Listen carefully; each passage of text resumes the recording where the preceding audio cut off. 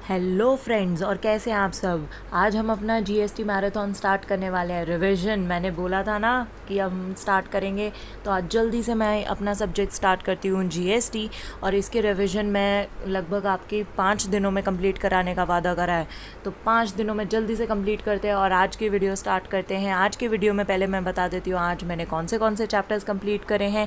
आज मैंने registration complete करा है, आपका इंट्रोडक्शन पार्ट कंप्लीट करा है, प्लस आपका लेवी ऑफ जीएसटी वाला पार्ट कंप्लीट करा है। तो बेसिकली 3 चैप्टर एक ही साथ कंप्लीट होने वाले हैं, तो लास्ट तक वीडियो को ज़रूर देखना। और अभी तक अगर मेरे चैनल को सब्सक्राइब ना किया हो तो चैनल को सब्सक्राइब ज़रूर करना, और अगर पसंद आए तो शेयर भी करना वीडियो को।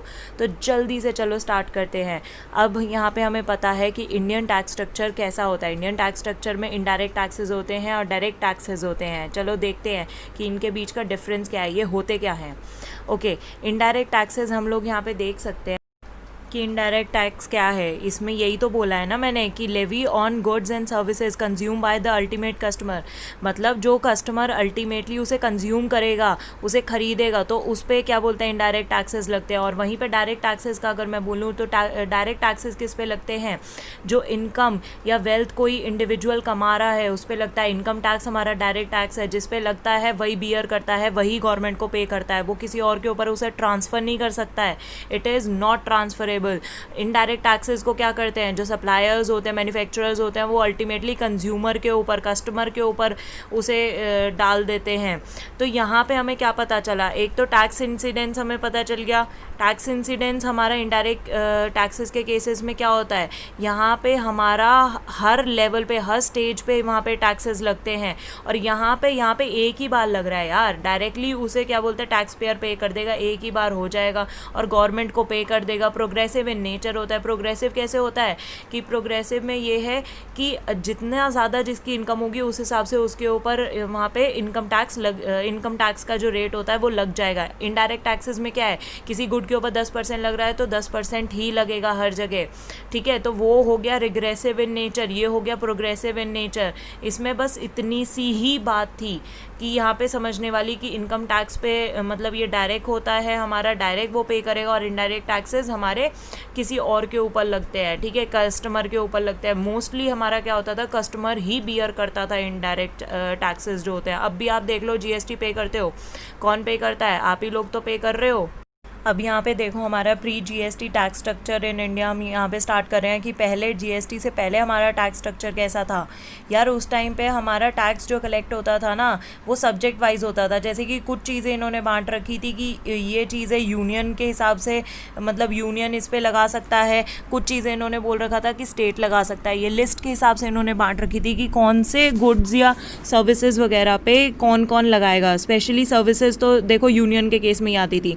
अब पहले देखते हैं कि प्री जीएसटी टैक्स स्ट्रक्चर में हमारा गुड्स और सर्विसेज का कैसे होता था। गुड्स के केस में क्या होता था, जो मैन्युफैक्चरर होता था, जैसे मैन्युफैक्चरिंग हो रही है, मैन्युफैक्चरिंग के केस में कौन लेता था, हमारा यहाँ पे सेंटर लेता था टैक्स। और वहीं पे अगर सेल ऑफ गुड्स तुम करने जा रहे हो तो वहाँ उस केस में लेता था स्टेट, ठीक है। और अगर सर्विसेज की बात करें तो सर्विसेज के केस में सिर्फ सेंटर लेता था, यहाँ पे स्टेट का कोई रोल ही नहीं है, स्टेट को कुछ नहीं मिल रहा था सर्विसेज का यहाँ पे अगर हमारा हो रहा है तो। मेन अगर मैंने यहाँ पे मार्क करके लिखा हुआ है, ये यहाँ पे देखो कि मेन इनडायरेक्ट टैक्सेस जो हमारे यहाँ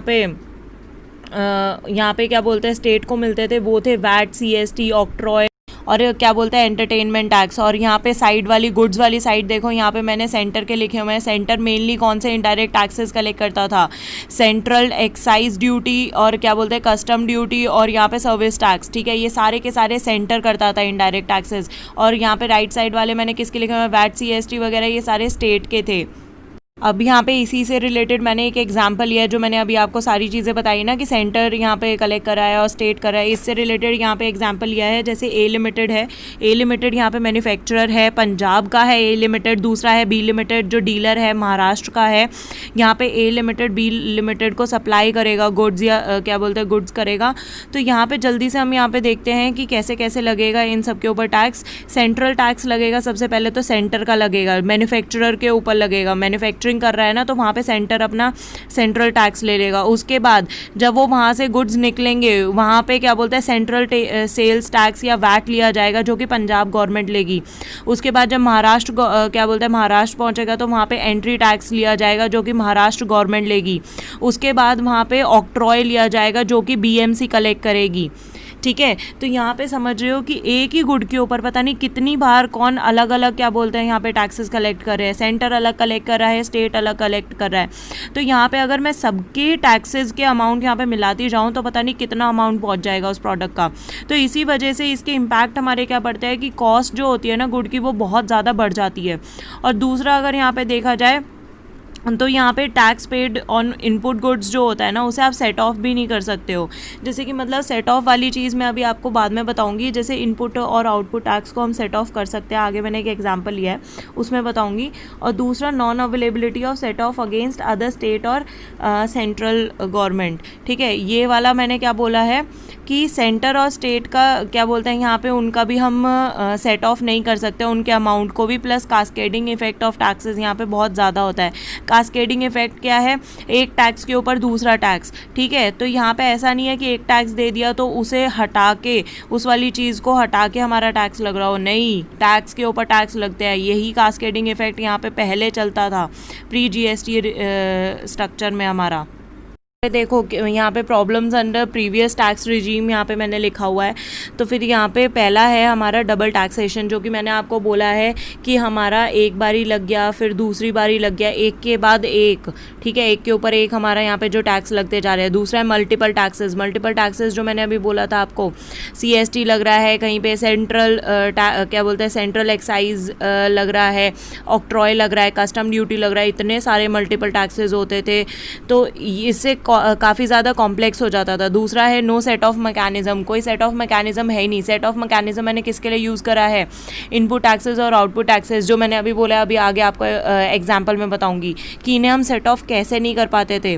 और दूसरा नेक्स्ट है हमारा lack of cross utilisation. Cross utilisation मैंने किसके लिए बोला है, स्टेट और सेंटर जो है वो एक दूसरे के अमाउंट को क्रॉस यूटिलाइज नहीं कर सकते थे। अगेन ये एक हमारा प्रैक्टिकल क्वेश्चन बन के आएगा, तो वो आगे मैं आपको बताऊंगी।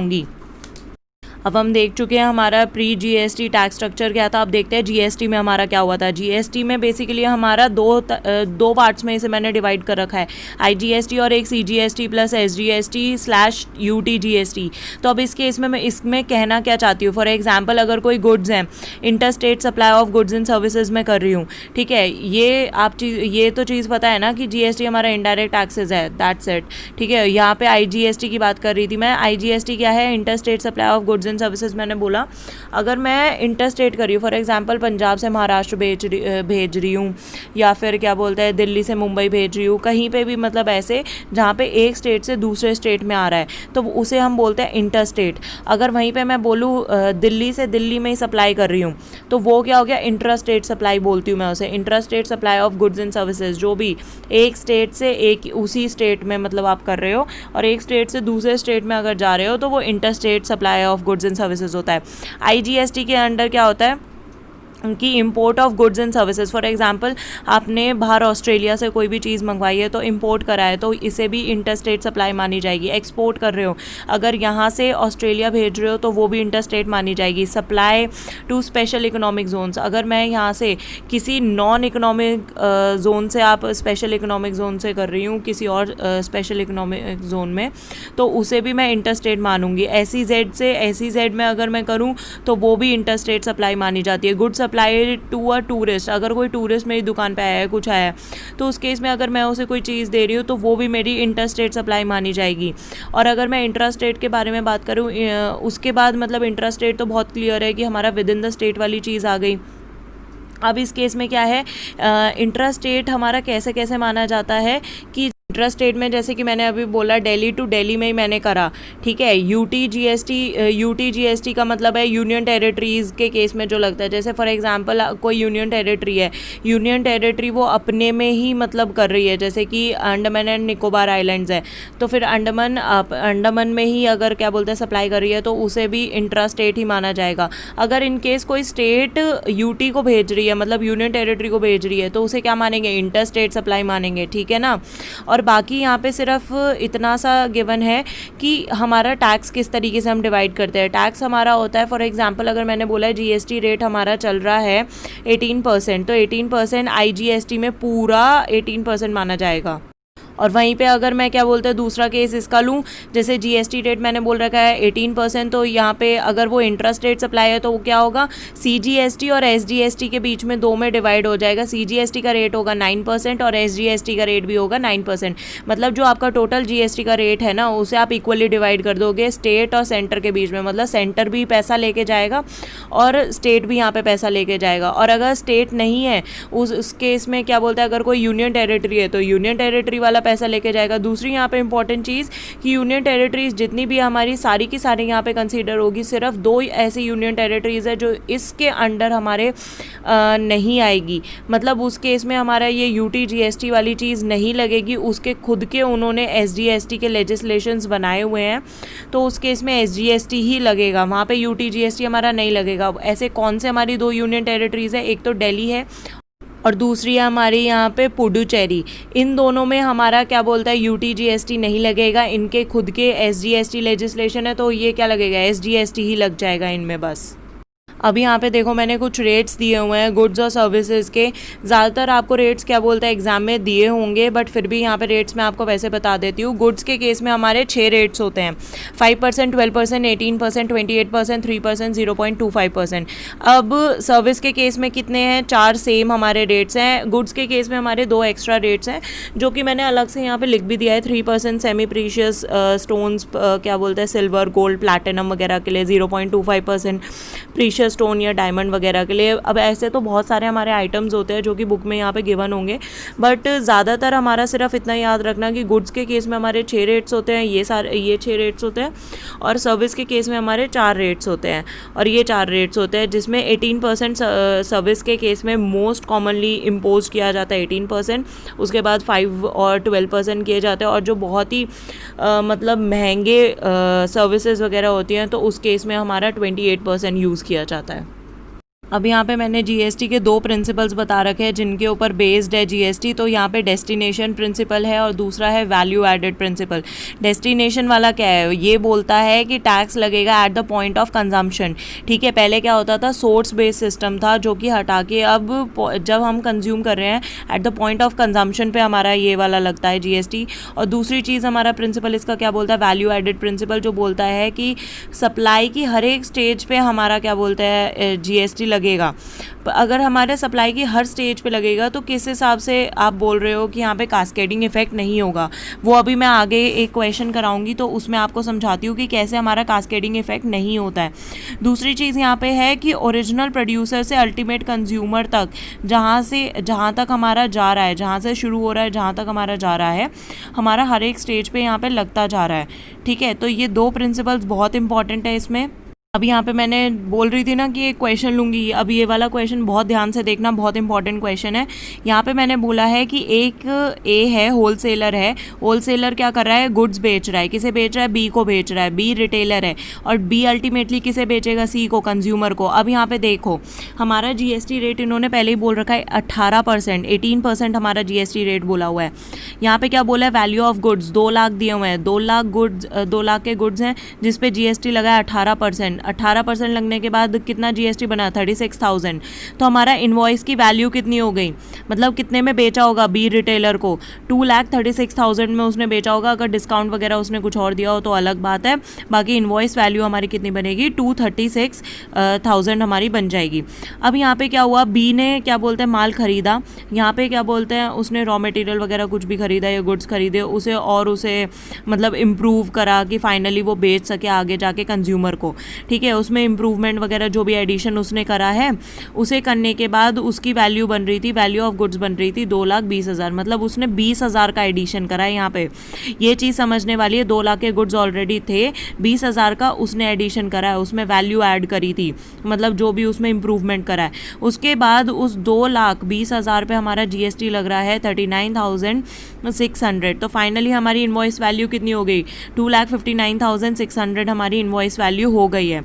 ठीक है, तो यहाँ पे समझने वाली चीज़ हमारी क्या थी, कि हमारा यहाँ पे 2 लाख का था, जिस पे हमारा जीएसटी लगने के बाद उसकी वैल्यू उतनी हो गई थी, और वहाँ पे एडिशन के बाद हमारी जितनी वैल्यू थी उसके ऊपर भी जीएसटी लगा है। तो अब यहाँ पे तो बोल देंगे ना कि भाई जीएसटी तो ये 2 बार लग गया, बट ये 2 बार नहीं लगा है। अब इसके नेक्स्ट वाले पार्ट में देखते हैं।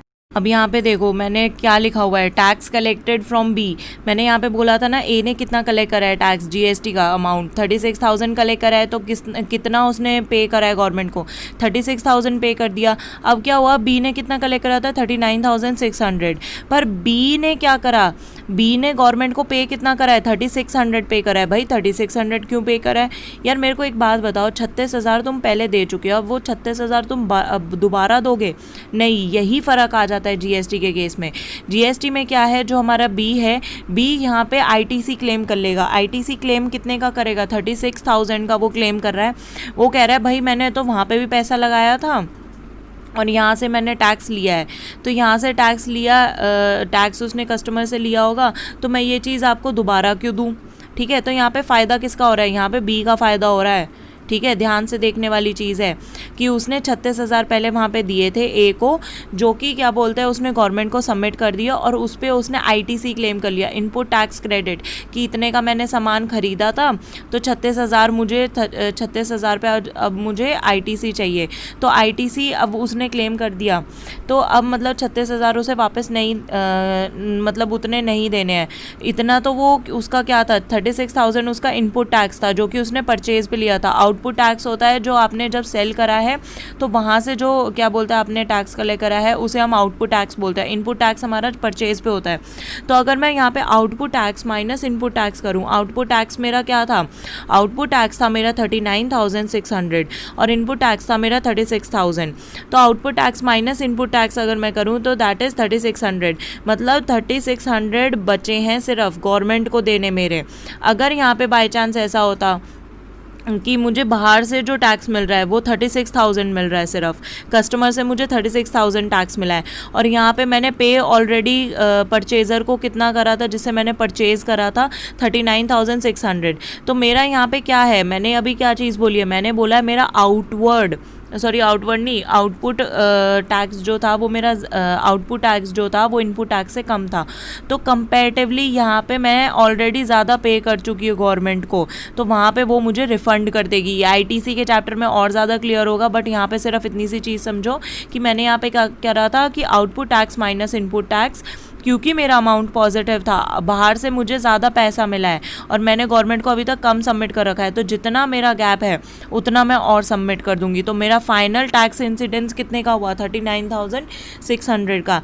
पहले के केस में, पहले के टाइम में ऐसा होता था कि 36,000 भी सबमिट कर दिया और 39,600 भी सबमिट कर दिया, तो उसका कोई मतलब नहीं है, उस केस में नुकसान ही नुकसान है। यहाँ पे क्या हुआ, यहाँ पे बी का फ़ायदा हुआ है। यहाँ पे सिर्फ जो उसने 20,000 का एडिशन करा है ना, उस पर सिर्फ उसे 3600 टैक्स देना पड़ा है। कायदे से अगर समझी जाए ना बात, तो यही थी कि 20,000 पे उसने सिर्फ 3600 यहाँ पे टैक्स पे करा है।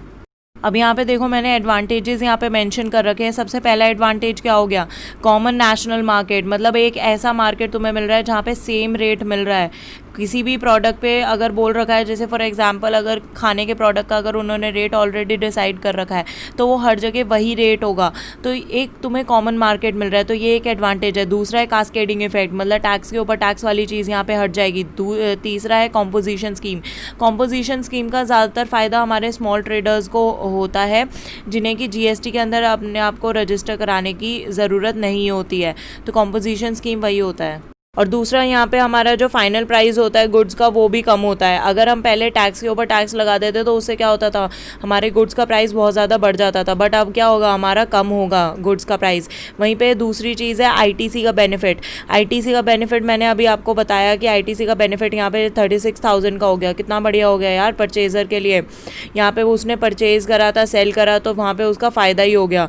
और यहाँ पे रेगुलेशन ऑफ अनऑर्गेनाइज बिजनेस। अब इस केस में क्या होता है, पहले के टाइम पे क्या होता था कि अगर मैं आईटीसी क्लेम करना चाहती हूँ ना, आईटीसी क्लेम करने में मैं बोलूँगी सप्लायर। अब मैंने यहाँ पे आईटीसी क्लेम करने के लिए बोला कि सप्लायर ने मेरे से क्या बोलते हैं 36,000 यहाँ से क्या बोलते हैं टैक्स लिया था, तो मेरे को 36,000 ना वापस कर दो। गवर्नमेंट को मैं बोल रही हूँ आईटीसी क्लेम करना चाह रही हूँ, मैंने इनपुट टैक्स भरा था, तो मेरे को 36,000 अब वापस दे दो। तो अब वहाँ से सप्लायर की तरफ से कोई अप्रूवल है नहीं, मतलब उसने बोला नहीं है कि 36,000 दिए हैं। ठीक है, पहले के टाइम पे क्या होता था, वो 36,000 आपको कंपैरेटिवली मिल जाते थे। और आज के केस में अगर आप देखो ना, तो यहाँ पे अब क्या बोलते हैं, सप्लायर से पहले कंफर्मेशन ली जाती है। अगर सप्लायर बोल दे कि भाई नहीं, उसने अपनी बुक्स एंट्री वगैरह कहीं पर भी ऐसा कुछ मैंशन नहीं कर रखा है, आपका उनसे नहीं मिल रहा है, तो आपको ITC आप क्लेम नहीं कर सकते उस टाइम तक। ठीक है, इतनी चीज़ याद रखना कि अब अनऑर्गेनाइज बिजनेस भी हमारा ऑर्गेनाइज, मतलब एक रेगुलेशंस उसके लिए ये भी आ गए हैं कि यहाँ पे सप्लायर की तरफ से भी अब अगर सेम कंफर्मेशन नहीं आती है तो तब तक आप ITC क्लेम नहीं कर सकते हो। मैं आपका नया चैप्टर स्टार्ट कर रही हूँ विच इज़ रजिस्ट्रेशन, जो कि बहुत ज़्यादा इंपॉर्टेंट है। रजिस्ट्रेशन में बेसिकली हम क्या पढ़ने वाले हैं, इसमें हमें पता चलेगा कि हम रजिस्टर कराते हैं और रजिस्टर कराने के बाद हमें एक यूनिक नंबर मिलता है। गवर्नमेंट के पास हम रजिस्टर कराते हैं, यूनिक नंबर मिल गया, उसे हम बोलते हैं GSTIN नंबर। ठीक है, GSTIN नंबर। ठीक है, ये बहुत इंपॉर्टेंट है। अगर आप क्या बोलते हैं, उसी के बाद आप GST के अंडर रजिस्टर होते हो और ITC वगैरह आप तभी क्लेम कर सकते हो। ठीक है, और क्या यहाँ पे अब देखती हूँ, क्या बोलते हैं, 3 सेक्शंस मुझे दिए हुए हैं। बेसिकली हमारा 3 सेक्शंस में रजिस्ट्रेशन को डिवाइड करा गया है, which is section 22, section 23 and section 24। Section 22 ये बोलता है कि कंपलसरी रजिस्ट्रेशन होना चाहिए अगर थ्रेशोल्ड लिमिट एक्सीड होती है। अब ये थ्रेशोल्ड लिमिट कितने की होनी चाहिए वो अभी मैं नेक्स्ट स्लाइड में आपको बताऊँगी। उससे पहले सेक्शन 23 क्या बोलता है कि वो उसके बारे में बात करता है कि ऐसे कौन से पर्सन है जो कि रजिस्टर करवाने के लिए लायबल नहीं है, मतलब उन्हें अंडर रजिस्ट्रेशन क्या बोलते हैं, अंडर GST रजिस्ट्रेशन कराने की ज़रूरत नहीं है। और सेक्शन 24 बोलता है कि ऐसे कौन से लोग हैं जो कि थ्रेशोल्ड लिमिट जो हमारी 40, 10 और 20 लाख की हमारी जो थ्रेशोल्ड लिमिट है, अगर वो उसे एक्सीड नहीं भी कर रहा है तो भी कंपलसरी रजिस्ट्रेशन उन्हें कराना पड़ेगा। तो सेक्शन 24 में वो पढ़ेंगे। और बाकी सेक्शन 25 और 3 ये क्या बोलते हैं, हमारा सेक्शन 22 के साथ जुड़ के ही आता है, जिसमें वॉलंटरी रजिस्ट्रेशन, जो खुद रजिस्ट्रेशन कराते हैं उन्हें पढ़ेंगे हम। तो चलो अब हम जल्दी से स्टार्ट करते हैं सेक्शन 22, जिसमें कि हम थ्रेशोल्ड लिमिट वाली बात करेंगे कि जो अगर इस थ्रेशोल्ड लिमिट को एक्सीड करता है तो उसे GST के अंडर अपने आप को रजिस्टर कराने की ज़रूरत है। ठीक है, GST एक्ट के अंदर। तो यहाँ पे कौन सा है, एक तो है अगर एग्रीगेट टर्नओवर, अगर आपका कोई स्टेट है या UT में है आपका, और वो कोई भी स्पेशल कैटेगरी वाले स्टेट्स नहीं है, तो अगर आपका एग्रीगेट टर्नओवर 20 लाख को एक्सीड कर रहा है, सालाना एग्रीगेट टर्नओवर होता है हमारा। ठीक है, अगर वो 20 लाख को हमारा एक्सीड कर रहा है तो उस केस में आपको रजिस्ट्रेशन कराने की ज़रूरत है अंडर GST। और दूसरा है कि अगर मैंने बोला था ना कि स्पेशल कैटेगरी वाले स्टेट्स नहीं होने चाहिए, तो स्पेशल कैटेगरी वाले स्टेट्स के अंडर हमारा क्या बोलते हैं, एग्रीगेट टर्नओवर कितना होना चाहिए, एग्रीगेट टर्नओवर हमारा उस केस में होना चाहिए 10 लाख। ठीक है, अदर देन मैंने क्या बोला, स्पेशल कैटेगरी वालों के लिए कितना चाहिए, 10 लाख, और बिना स्पेशल कैटेगरी वालों का 20 लाख होना चाहिए अगर 20 लाख एक्सीड कर रहा है तो, और इस केस में 10 लाख एक्सीड कर रहा है। तो लिस्ट हमारी क्या होती है, February 1, 2019 तक से पहले जो हमारी लिस्ट थी, स्पेशल कैटेगरी स्टेट्स हमारे सारे ये आ रहे थे। अब सिर्फ जो स्पेशल कैटेगरी स्टेट्स बचे हैं वो 10, इन 10 में से सिर्फ 4 बचे हैं जिन पे मैंने सर्कल करा हुआ है, मणिपुर, मिजोरम, नागालैंड, त्रिपुरा। अब सिर्फ हमारे यही स्पेशल कैटेगरी स्टेट्स हैं जिनमें अगर जो भी क्या बोलते हैं वहाँ पे ट्रेडिंग कर रहा है, मतलब वहाँ पे क्या बोलते हैं supply of goods and services कर रहा है, तो उस केस में उसका एग्रीगेट टर्नओवर 10 लाख को एक्सीड नहीं करना चाहिए। नेक्स्ट क्या है मेरा, सेक्शन 25(3), जो कि मैंने आपको बोला था ना, वॉलेंट्री रजिस्ट्रेशन। ये लोग होते हैं जो अपना सर क्या बोलते हैं फालतू में अपना फोड़ते हैं। ठीक है, ये लोग क्या करते हैं, इनका थ्रेशोल्ड लिमिट जो होती है वो 20 लाख से कम होती है। जैसे जो स्पेशल कैटेगरी वाले स्टेट्स नहीं हैं जिनकी 20 लाख से कम है, और जो स्पेशल कैटेगरी वाले स्टेट्स हैं उनकी 10 लाख से कम है, ये लोग ऐसे होते हैं कि इनकी कम होती है, इन्हें GST के अंडर अपने आप को रजिस्टर कराने की ज़रूरत भी नहीं है, फिर भी ये मतलब अपने आप को 30 मार खान समझते हैं, ये जाके क्या बोलते हैं वॉलेंट्री रजिस्ट्रेशन करा देते हैं। ठीक है, अब चलो क्या बोलते हैं इन्होंने करा दिया, तो ये इसी के अंडर क्या बोलते हैं ये जो सेक्शन आता है वो हमारा इसी के साथ जुड़ के आता है ऑलमोस्ट, सेक्शन 22 के साथ। अगर क्या बोलते हैं एग्ज़ाम में क्वेश्चन मिले तो इसे भी ज़रूर मेंशन करना, वॉलेंट्री रजिस्ट्रेशन वाले पार्ट को। और उसके बाद हम देखते हैं कि हमारा जब हम ये पूरा एग्रीगेट टर्नओवर, यहाँ पे हम बार बार बोल रहे हैं एग्रीगेट टर्नओवर वर्ड यूज़ करा है, तो इसे हम कैलकुलेट कैसे करते हैं। एग्रीगेट टर्नओवर को हम कैलकुलेट करते हैं, जितनी भी हमारी टैक्सेबल सप्लाईज़ हैं सारी टैक्सेबल सप्लाईज़ को लो, प्लस करो अपनी एग्जेम्प्ट सप्लाईज़, प्लस करो एक्सपोर्ट ऑफ गुड्स और सर्विसेज वाला, और प्लस करो इंटर स्टेट सप्लाईज़ को, और प्लस क्या करना है, all supplies by taxable person on his own or made on behalf of his principal. सबसे पहला होता है टैक्सेबल सप्लाईज। टैक्सेबल सप्लाईज मतलब ऐसी कोई सप्लाईज जो कि मतलब सारी की सारी टैक्सेबल है, जैसे फूड आइटम या कुछ भी आप किसी चीज़ में आप डील कर रहे हो, सप्लाई कर रहे हो, तो वो सारी टैक्सेबल अंडर होनी चाहिए जीएसटी के। दूसरा एग्जेम्प्ट सप्लाईज। एग्जेम्प्ट की बात मैंने क्या बोला है, जिन पे हमारा लगता ही नहीं है। फॉर एग्जांपल रेजिडेंशियल प्रॉपर्टी हो गया, या फिर हमारा अल्कोहल वगैरह हो गए, ये सारे हमारी एग्जेम्प्ट सप्लाईज़ हैं। पेट्रोलियम प्रोडक्ट्स हो गए, ये सारी की सारी हमारी एग्जेम्प्ट सप्लाईज़ हैं, ठीक है। और दूसरा नेक्स्ट है हमारा export of goods. Export of goods and services वगैरह से जो भी आ रहा है उसे हम कंसीडर करेंगे। इंटर स्टेट सप्लाईज, जो कि मैंने अभी बताया था, एक स्टेट से दूसरे स्टेट में जो भी सप्लाई हो रही है वो वाला अमाउंट हम कलेक्ट करेंगे। और लास्ट है जितना भी हमने टैक्सेबल पर्सन का मैंने बोला था कि वो अपने अकाउंट से कर रहा है पे या अपने प्रिंसिपल के बिहाफ पे कर रहा है, मतलब ये एज अ एजेंट कर रहा है, तो फिर वो वाला भी एग्रीगेट टर्नओवर में ऐड होगा। एजेंट का हमने यहाँ पे ऐड करा दिया। प्लस क्या बोलते हैं यहाँ पे होता है कि सप्लाई के बारे में जब आप बात कर रहे हो ना, एग्रीगेट टर्नओवर के बारे में आप बात कर रहे हो, तो यहाँ पे आपकी जितनी भी ब्रांचेज हैं या आपकी जितनी भी यूनिट्स हैं, उन सभी से जो भी आपका अमाउंट आ रहा है ना, सारी चीज़ें आप यहाँ पे कंसीडर करोगे। प्लस आपका सेम पैन नंबर होना चाहिए। इतनी सी चीज़ यहाँ पे याद रखो कि एजेंट वगैरह, अगर कोई एजेंट अपने प्रिंसिपल के बिहाफ पे कर रहा है, तो एजेंट के ही अकाउंट में, एजेंट के ही एग्रीगेट टर्नओवर जब हम करेंगे तो उसी के में हम ऐड करेंगे। और क्या बोलते हैं, ये ब्रांचेस वाली चीज़ याद रखना, ठीक है। अब यहाँ पे है जो कि ऐसी कौन सी चीज़ें हैं जो कि हम इंक्लूड नहीं करेंगे एग्रीगेट टर्नओवर में। सबसे पहली चीज़ है हमारा अमाउंट ऑफ जीएसटी। भाई जीएसटी अमाउंट क्या बोलता है, जब जीएसटी तुम चार्ज करते हो वो एग्रीगेट टर्नओवर के ऊपर ही तो चार्ज करोगे।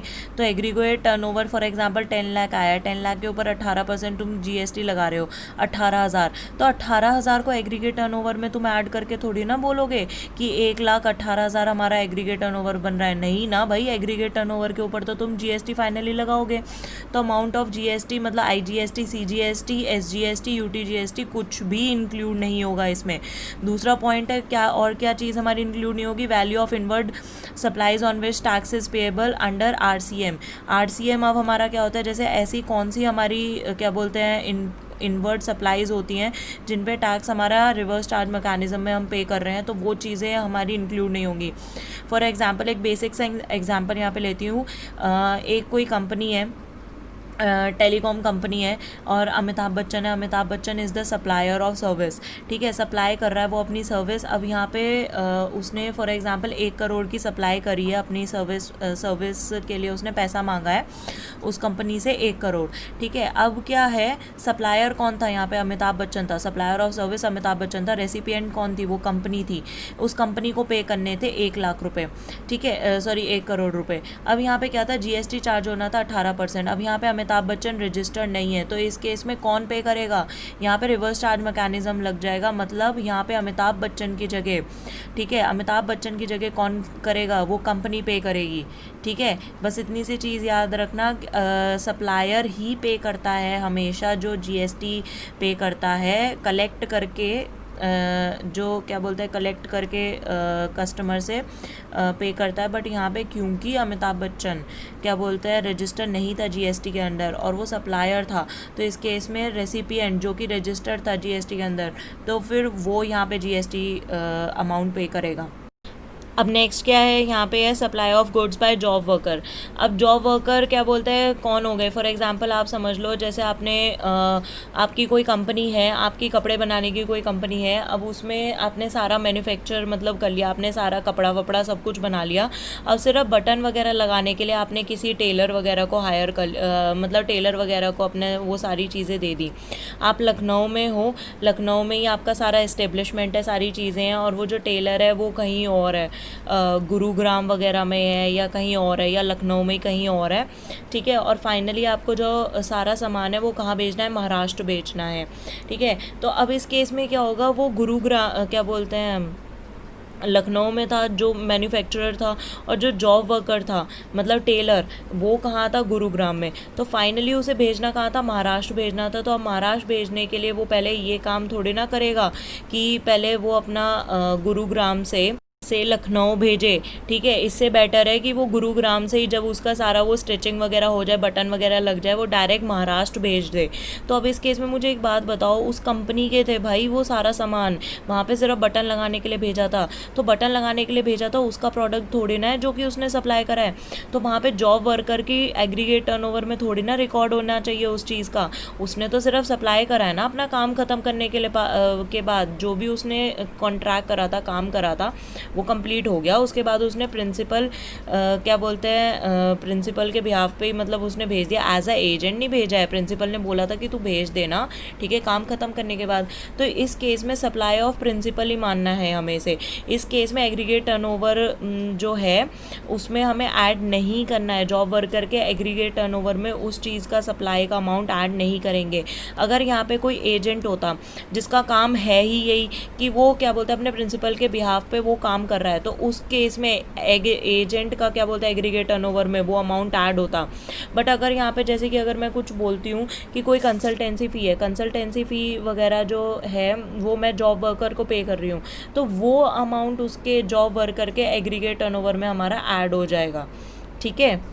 अब मैं स्टार्ट करती हूँ इसका सेक्शन 23 जो कि मैंने आपको बोला था ऐसे लोग जो कि not liable to register under GST, मतलब इनका जो थ्रेशोल्ड लिमिट है ना वो एक्सीड कर रहा होगा 40 लाख, 20 लाख और 10 लाख को, फिर भी इन लोगों को अपने आप को रजिस्टर कराने की ज़रूरत नहीं है जीएसटी में। तो ऐसे कौन से केसेस हैं वो जल्दी से केसेस देखते जाते हैं। सबसे पहला है engage exclusively in making exam supplies, मतलब ऐसे लोग जो कि क्या बोलते हैं ऐसा पर्सन जो कि इस चीज़ में एंगेज हो, मतलब वो supply of goods and services जो भी कर रहा हो वो सारी ऐसी चीज़ों की कर रहा हो जो कि एग्जेम्प्ट है। मतलब फॉर एग्जांपल जैसे एक रेजिडेंशियल प्रॉपर्टी का मैं एग्जांपल लेती हूँ। रेजिडेंशियल प्रॉपर्टी आपने रेजिडेंशियल पर्पज़ के लिए आप लोग यूज़ कर रहे हो, मतलब आपकी रेजिडेंशियल प्रॉपर्टी आप रहने के लिए यूज़ कर रहे हो, तो इस केस में ये एग्जेम्प्ट फ्रॉम जीएसटी है, ठीक है, ये एग्जेम्प्ट फ्रॉम जीएसटी है।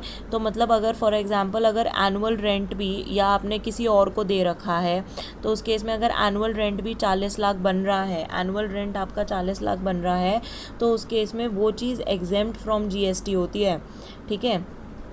रेजिडेंशियल प्रॉपर्टी अगर रेजिडेंशियल पर्पज़ के लिए दी हो तो 40 लाख बन रहा है, तो इस केस में फिर भी ये क्या बोलता है आपको जीएसटी के अंडर रजिस्टर कराने की ज़रूरत नहीं है। बट इन केस आप एक्सक्लूसिवली एग्जाम सप्लाईज में नहीं हो, फॉर एग्जांपल आपका रेंट वाली चीज़ हो गई और बाकी आपकी कंसल्टेंसी फर्म है, तो कंसल्टेंसी आपकी फ़ी आ रही है 10,000, तो यहाँ पर आपका टोटल एग्रीगेट टर्नओवर कितने का हो जाएगा 10 लाख क्या बोलते हैं 40 लाख 10,000 का आपका एग्रीगेट टर्नओवर हो जाएगा। तो इस केस में ये 20 लाख को एक्सीड कर रहा है, तो आपको अंडर जीएसटी कराने की ज़रूरत है। अगर कंसल्टेंसी फ़ी वगैरह कुछ नहीं होती, सिर्फ एग्जाम सप्लाईज में ही वो लगा रहता, तो भले ही आपका 40 लाख पार करे चाहे 1 करोड़ पार करे, आपको जीएसटी के अंदर रजिस्टर कराने की ज़रूरत नहीं है। दूसरा है एग्रीकल्चरिस्ट। एग्रीकल्चरिस्ट के केस में क्या है, एग्रीकल्चरिस्ट तब तक क्या बोलते हैं जीएसटी के अंडर उसे रजिस्टर कराने की ज़रूरत नहीं है जब तक क्या बोलते हैं उसका एक्सटेंट ऑफ सप्लाई जो है वो सिर्फ उतना ही है जो वो प्रोड्यूस कर रहा है out of cultivation of land. मतलब जो कि जैसे फॉर एग्जांपल कोई गेहूं उगा रहा है या कोई आलू उगा रहा है, तो उस केस में सिर्फ उतना ही।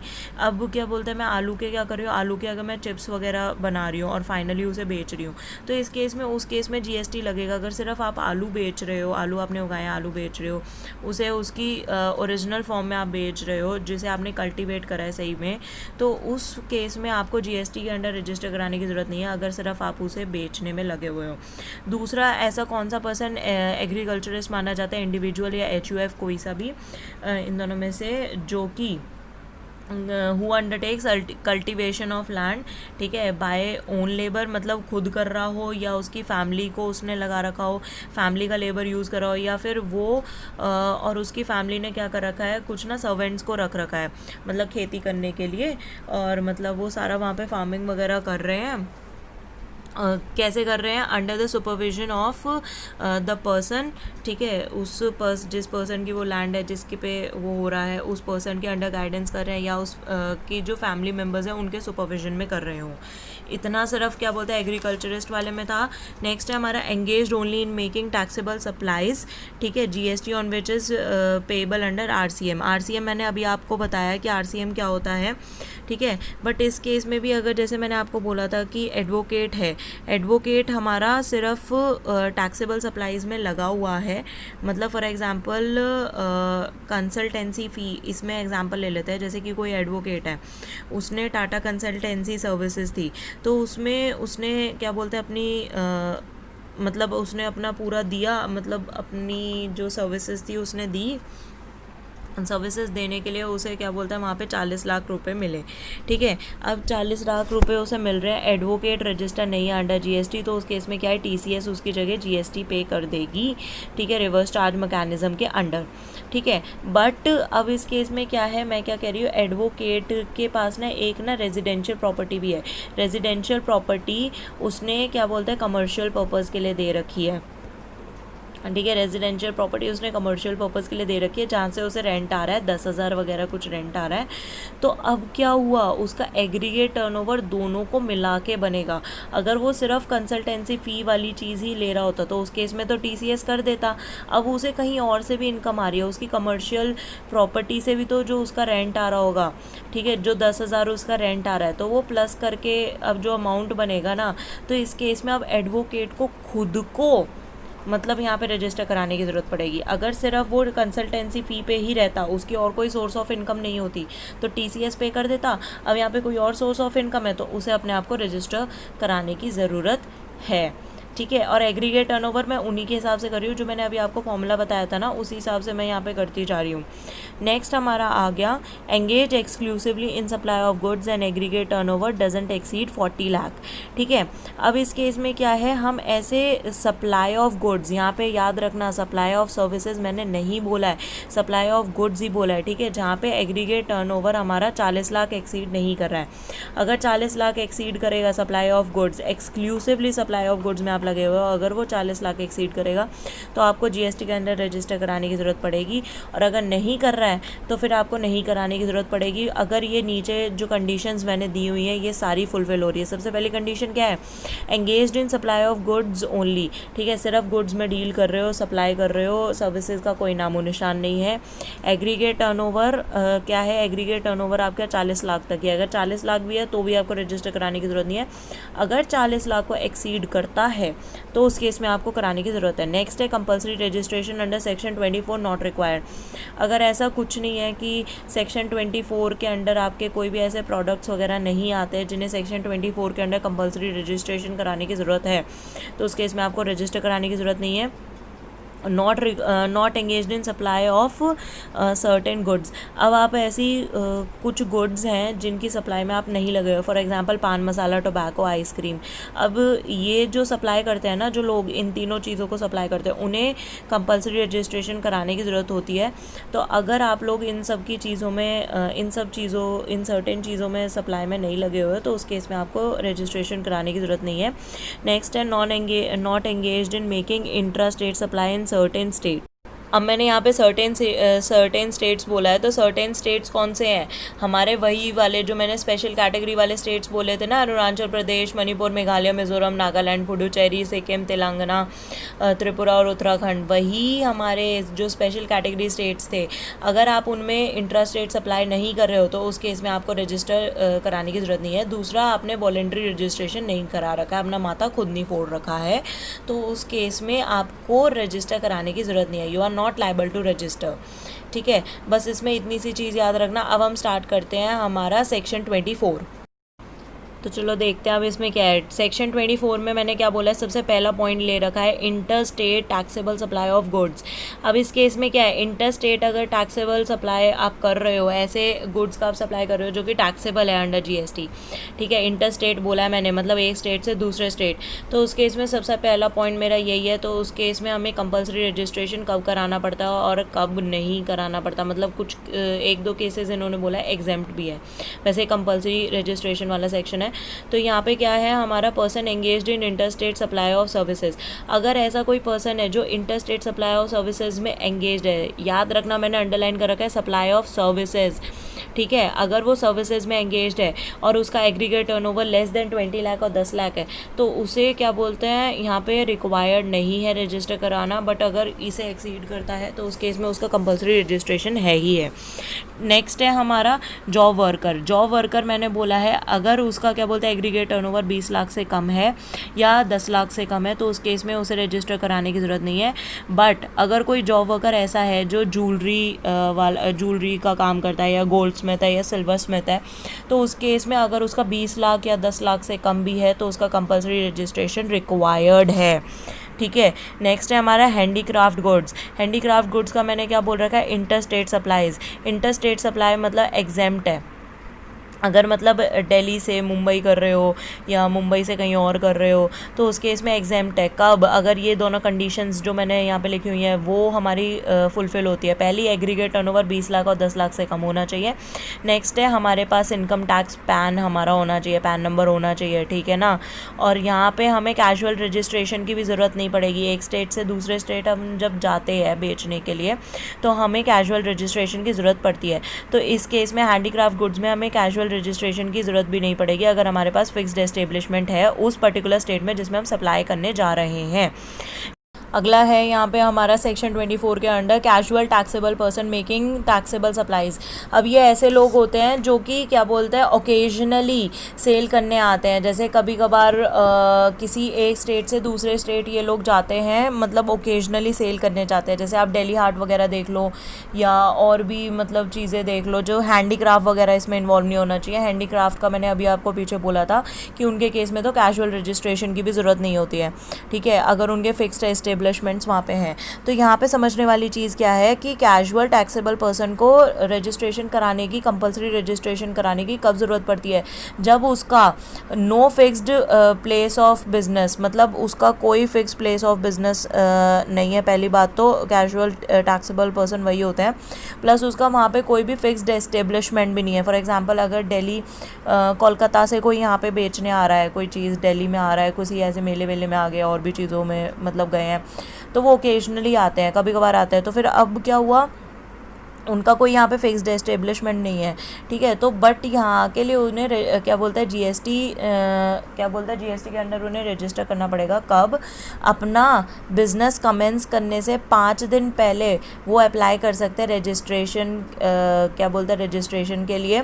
इन्हीं के लिए है ये कैजुअल टैक्सेबल पर्सन के लिए और एक एनआरटीपी वालों के लिए। एनआरटीपी अभी डिस्कस करूँगी मैं, ठीक है। कैजुअल टैक्सेबल पर्सन के लिए भी यही है कि 5 days prior to commencement of business ये लोग अपना रजिस्ट्रेशन के लिए अप्लाई कर सकते हैं। इनका कोई फिक्स्ड एस्टेब्लिशमेंट नहीं होना चाहिए, फिक्स प्लेस ऑफ बिजनेस इनका नहीं होता है। प्लस इन्हें इनका 20 लाख 10 लाख 40 लाख से एक्सीड कर रहा हो, मतलब एक्सीड ना भी कर रहा हो तो भी इन्हें कंपलसरी रजिस्ट्रेशन की ज़रूरत होती है। और इन्हें कोई भी कॉम्पोजिट स्कीम और ऑल्टरनेटिव स्कीम के अंडर कोई भी रिलीफ इन्हें नहीं मिलेगा। कॉम्पोजिट स्कीम, ऑल्टरनेटिव स्कीम एक अलग चैप्टर है, वो हम अभी करेंगे बाद में। नेक्स्ट है हमारा persons who are required to pay tax on inward supply under reverse charge mechanism. ये मैंने अभी डिस्कस करा था, मतलब जिन्हें सप्लाई मिल रही है उन्हें रिवर्स चार्ज मैकेनिज्म के अंडर खुद को रजिस्टर करवाना पड़ेगा। जैसे मैंने अभी बोला था ना अमिताभ बच्चन का केस, तो इस केस में उस कंपनी को रजिस्टर होना बहुत ज़रूरी है, ठीक है, क्योंकि अमिताभ बच्चन रजिस्टर नहीं है तो कंपनी को रजिस्टर होना तो ज़रूरी है ही है, ठीक है। नेक्स्ट है हमारा, यहाँ पे मैंने ले रखा है इलेक्ट्रॉनिक कॉमर्स। इलेक्ट्रॉनिक कॉमर्स के अंडर अब इसमें ऐसे ले सकते हो जैसे कि तुम्हारा ये टैक्सी वगैरह तुम बुक करते हो या और भी जैसे चीज़ें होगी, जैसे खाना मंगाने वाला हो गया, या तुम जैसे कि ये अपना होटल वगैरह बुक करते हो। तो ये सारे जितने भी जैसे होटल्स वगैरह हैं तो वो अपनी वेबसाइट वगैरह यूज़ करते हैं, मतलब कि कोई वेबसाइट यूज़ कर रहे हैं, ट्रिवागो वगैरह हो गया, है ना। तो ये सारे के सारों को भी रजिस्टर कराने की ज़रूरत पड़ती है। बस इसमें इतना सा ही था कि मोटर कैब हो गया, रेडियो टैक्सी वगैरह, ओला वो वगैरह हो गया, ऊबर हो गया, इन सब को क्या बोलते हैं अपने आप को रजिस्टर कराने की ज़रूरत है अंडर जीएसटी। नेक्स्ट है हमारा यहाँ पे एनआरटीपी, जो कि मैं अभी आपको बोल रही थी कि नॉन रेजिडेंट टैक्सेबल पर्सन, वही मैंने अभी सीआरटीपी के साथ जो डिस्कस करा था मैंने। अब ये लोग सेम ऐसे ही होते हैं जैसे कि हमारे कैजुअल क्या बोलते हैं, कैजुअल टैक्सेबल पर्सन आते हैं ना एक स्टेट से दूसरे स्टेट। अब ये क्या होता है, अगर कोई भी ऐसा पर्सन हो जो इंडिया का ना हो और supply of goods and services करने आया हो ओकेजनली, फॉर एग्जांपल ऑस्ट्रेलिया से आ रखा है इंडिया, क्या बोलते हैं ओकेजनली आ रखा है सिर्फ सप्लाई करने के लिए, या कभी कभार आता है, तो फिर उसे रजिस्ट्रेशन यहाँ पे कंपलसरी है। तो यहाँ पे 5 days prior to the commencement of the business उसे अप्लाई करना पड़ेगा रजिस्ट्रेशन के लिए। यहाँ पे उसका पैन इंडिया का हो ये होना ज़रूरी नहीं है, वहाँ का पैन भी उसका चल जाएगा। अब ऐसा कोई पर्सन है जो कि क्या बोलता है person who is required to deduct tax at source, ठीक है। अब कोई पर्सन क्या बोलता है डिडक्ट करना चाहता है टैक्स एट सोर्स, तो उस केस में सेक्शन 51 के अकॉर्डिंग ना कुछ लोगों को ये बोला गया है कि यही लोग टीडीएस काट सकते हैं। इनके अलावा अगर कोई भी टीडीएस काटना चाहता है तो उसे अपने आप को अंडर जीएसटी रजिस्टर कराना पड़ेगा, ठीक है। कौन से कुछों के इन्होंने यहाँ पे दे रखे हैं, जैसे government, centre, state, local authority, body क्या बोलते हैं body setup by the parliament हो गया, या पीएससी हो गया। तो ये सारे तो क्या बोलते हैं यहाँ पे हमारे सेक्शन 51 के अकॉर्डिंग कुछ लोग हैं जो कि टीडीएस हमारे काट सकते हैं लीगली। इनके अलावा वालों को क्या करना पड़ेगा, हमारा कंपलसरी रजिस्ट्रेशन कराना पड़ेगा। एजेंट का मैंने अभी आपको पीछे बताया था कि एजेंट क्या कर रहा है, प्रिंसिपल के बिहाफ पे यहाँ पे सप्लाई कर रहा है, तो इसी वजह से एजेंट को यहाँ पे रजिस्टर कराने की ज़रूरत है। उसी के एजेंट के ही एग्रीगेट टर्नओवर में ऐड होगा उसका जो भी सप्लाई वो कर रहा है। नेक्स्ट है हमारा इनपुट सर्विस डिस्ट्रीब्यूटर, वेदर और not separately register under this act. अब इनपुट सर्विस डिस्ट्रीब्यूटर्स क्या होता है, जैसे कि कभी कभार ना जैसे हमारा हेड ऑफिस होता है किसी भी कंपनी का, जैसे फॉर एग्जांपल लाइफस्टाइल का आप हेड ऑफिस ले लो, या फिर और भी क्या बोलते हैं नॉट लाइफस्टाइल, मतलब ऐसी किसी सर्विस कंपनी का आप हेड ऑफिस ले लो और उसकी ब्रांचेस ले लो, तो उसमें जितना भी आपका जो इन्वॉइसेस है ना, टैक्स इन्वॉइसेस को रिसीव करने का काम उस हेड ऑफिस का होगा, इनपुट सर्विस डिस्ट्रीब्यूटर का होगा। सारे इन्वॉइसेस वगैरह को वो रिसीव करेगा और उस हिसाब से वो उन्हें डिस्ट्रीब्यूट करेगा, क्रेडिट डिस्ट्रीब्यूट करेगा, क्या सीजीएसटी, एसजीएसटी, यूटीजीएसटी और आईजीएसटी, ठीक है। ये वाला पॉइंट इतना ज़्यादा इम्पॉर्टेंट नहीं है, बट क्या बोलते हैं इसे जस्ट ऐसे ही याद रख सकते हो कि उसे एक अलग अपना रजिस्ट्रेशन कराना पड़ेगा एज आईएसडी, ठीक है। नेक्स्ट है हमारा ऐसा कोई भी पर्सन, ऑनलाइन इन्फॉर्मेशन वाला पॉइंट है जो कि हमारा लास्ट पॉइंट है।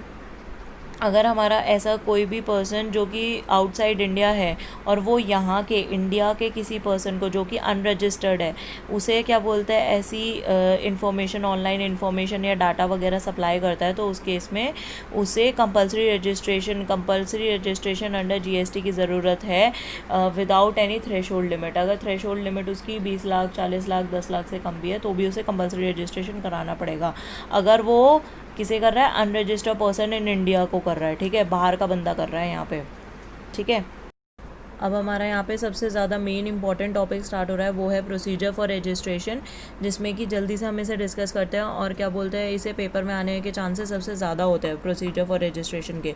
तो इसमें हमारा है सबसे पहला कि हम करेंगे verification before registration. Verification before registration में क्या है, जीएसटी रजिस्ट्रेशन फॉर्म 1, ठीक है। जीएसटी रजिस्ट्रेशन फॉर्म 1 को मैंने 2 पार्ट में बांटा है। सबसे पहला होता है जिसमें हम करते हैं पार्ट ए, ठीक है। पार्ट ए में हम लोग क्या बताएंगे, उसे क्या बोलते हैं इस फॉर्म में हम बताते हैं, इस फॉर्म के पार्ट ए में हम बताते हैं हमारा pan number, state, email ID, mobile number वगैरह। जब ये सारी चीज़ें वेरीफाई हो जाती हैं, ठीक है, रजिस्ट्रेशन से पहले ये सारी चीज़ों का वेरिफिकेशन होना ज़रूरी होता है।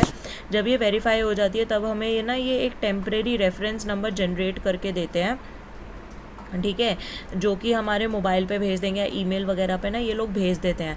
तो वो जो हमारा टेम्परेरी रेफरेंस नंबर होता है ना, उसे यूज़ करके हम अपना पार्ट बी खोलते हैं। इसका रजिस्ट्रेशन फॉर्म 1 का पार्ट बी खुलेगा, जहाँ पे हम अपनी एप्लीकेशन डालेंगे, डॉक्यूमेंट्स भी डालेंगे, जो भी मतलब रिलेटेड डॉक्यूमेंट्स हैं। मैंने यहाँ पे लिख रखा है वर्टिकल, कितनी एंटिटीज़ हैं आपकी, कितने वर्टिकल बिजनेसेस हैं, कितने मतलब इससे रिलेटेड सारे सपोर्टिव डॉक्यूमेंट्स वगैरह जो हैं वो सारी चीज़ें हम इसमें डालेंगे, ठीक है। और सारी चीज़ें हमने इसमें डाल दी। उसके बाद क्या होगा, अब जो हमने रेसिप्ट ऑफ एप्लीकेशन डाली थी ना, तो उसकी वजह से ना एक एक्नॉलेजमेंट भेजेंगे वो हमें।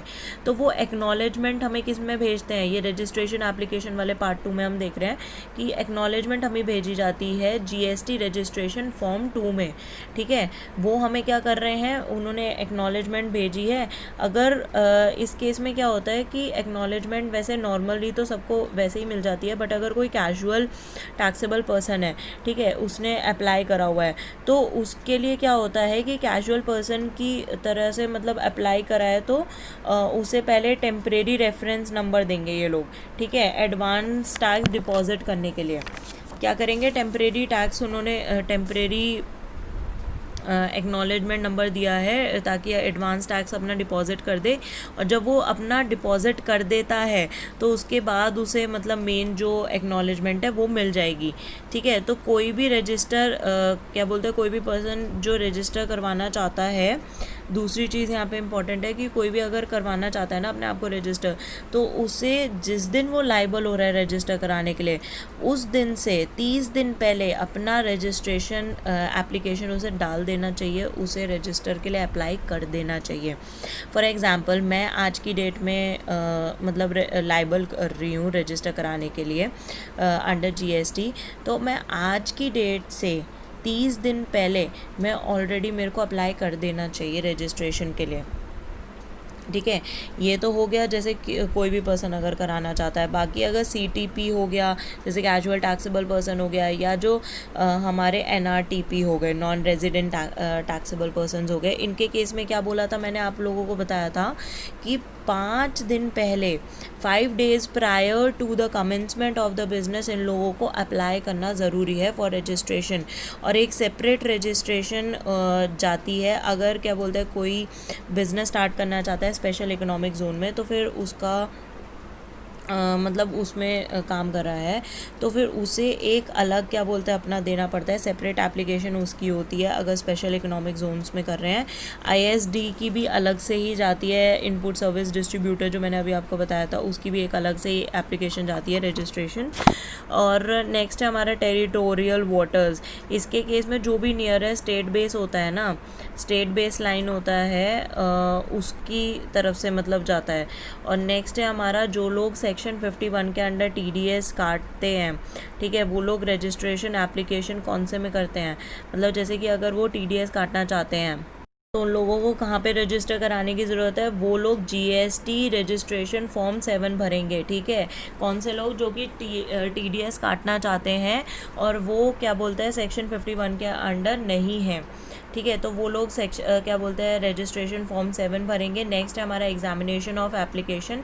इसमें क्या है कि एक प्रॉपर ऑफिसर होता है, कि प्रॉपर ऑफिसर मतलब जो कि उससे हमारी जितने भी एप्लीकेशन वगैरह उन्हें एग्जामिन करता है।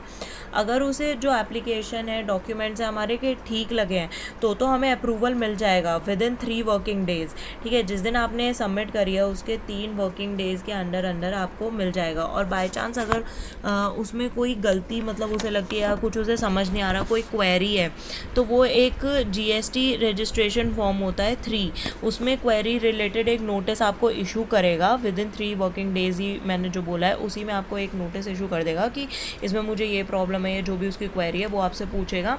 और आपके पास टाइम होगा जिस दिन आपको वो रिसीव होगा उससे लेके 7 दिन 7 वर्किंग डेज़ के अंदर अंदर आप लोगों को आंसर देना है उसकी क्वेरी का आंसर किस में दोगे, जीएसटी रजिस्ट्रेशन फॉर्म 4 में आप लोग आंसर दे सकते हो उस क्वेरी का।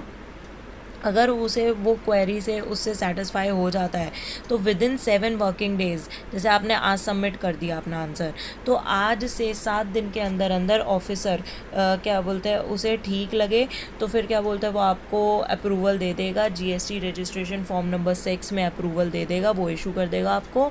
और अगर उसे क्या बोलते हैं नहीं लगता है कि वो सेटिस्फाई नहीं है तो फिर वो आपका रिजेक्ट कर देगा। रिजेक्ट किस में करेगा, रजिस्ट्रेशन क्या बोलते हैं फॉर्म 05 में, ठीक है, 05 में आपका रिजेक्ट कर देगा। और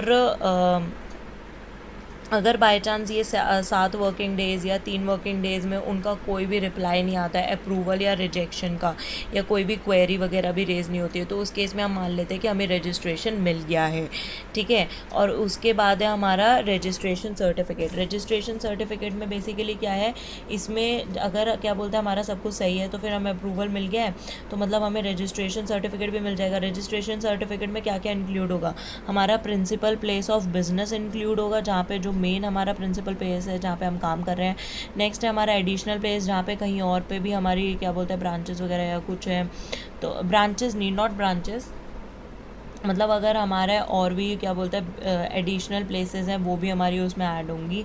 और GSTN नंबर हमारा उसमें लिखा हुआ होगा रजिस्ट्रेशन सर्टिफिकेट में। और जो हमारा पोर्टल है ना, पोर्टल पे भी हमारा GSTN नंबर शो हो जाएगा। और जब हमें क्या बोलते हैं हमारा बैंक क्या बोलते हैं, जब हमें सर्टिफिकेट मिल गया रजिस्ट्रेशन का, तो उस सर्टिफिकेट के मिलने के 45 डेज़ के अंदर अंदर आपको बैंक को डिटेल्स देनी है सारी अपनी, ठीक है। और इसके बाद क्या बोलते हैं हमारा रजिस्ट्रेशन चैप्टर में कुछ थोड़ी बहुत और इम्पॉर्टेंट चीज़ें बची हैं, वो मैं अभी आपके साथ नेक्स्ट लेक्चर में डिस्कस करूँगी। ये वाली वीडियो मैं यहीं पे एंड कर रही हूँ, और अगर मेरा वीडियो पसंद आया तो लाइक और शेयर ज़रूर कीजिए।